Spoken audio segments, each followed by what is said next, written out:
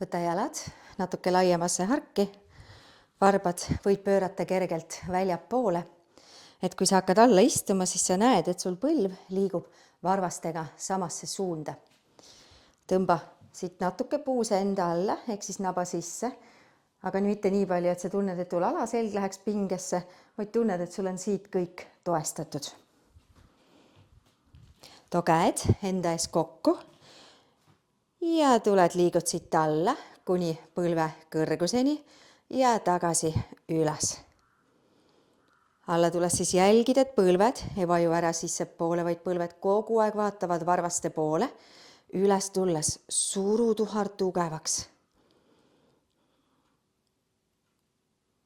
Kui sa tunned, tahad rohkem, võid võtta kätte raskused. Harjutus jääb siis kõik samaks.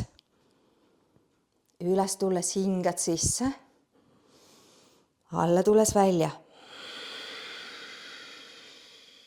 Hingad sisse ja välja. Selle harjutusega me siis paneme tööle siit tuharelihase, reie seesmise osa, reie tagumise osa ja üles tulles ka reie pealmise osa.